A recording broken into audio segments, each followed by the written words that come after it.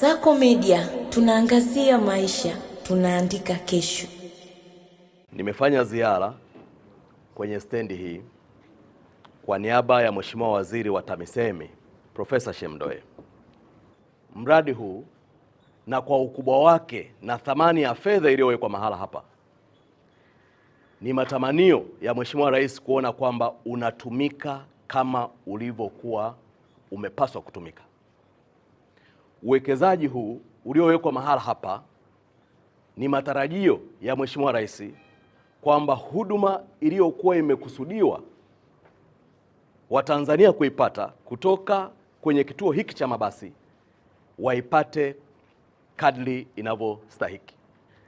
Pamoja na mazingira yote ambayo nimeyaona, kwa niaba ya Waziri wa TAMISEMI Profesa Riziki Shemdoe, nimwelekeze Katibu Mkuu TAMISEMI atengeneze timu ya wataalamu na kwa kushirikisha ofisi ya mkuu wa mkoa wa Dar es Salaam na pamoja na wadau watumiaji wa stendi hii, kituo hiki cha mabasi, kituo kikuu cha mabasi yaendayo mikoani na nje ya nchi cha Magufuli.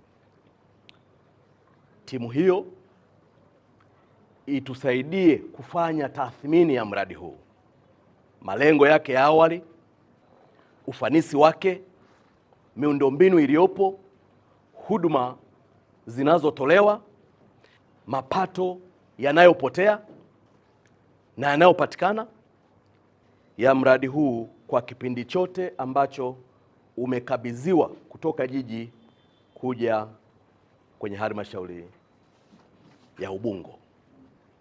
Changamoto zote ambazo mmeziwasilisha nimezipokea kwa niaba ya Mheshimiwa Waziri, lakini timu hii itakapokuja itatusaidia kwenye maelekezo haya ambayo nimeyatoa kwa niaba ya Mheshimiwa Waziri.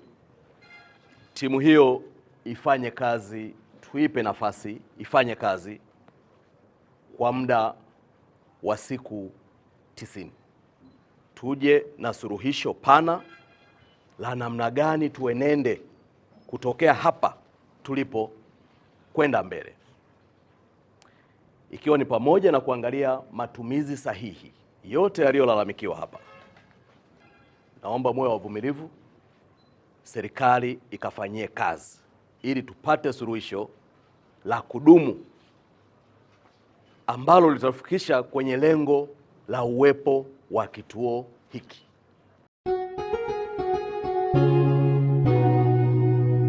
Kasako Media, tunaangazia maisha, tunaandika kesho.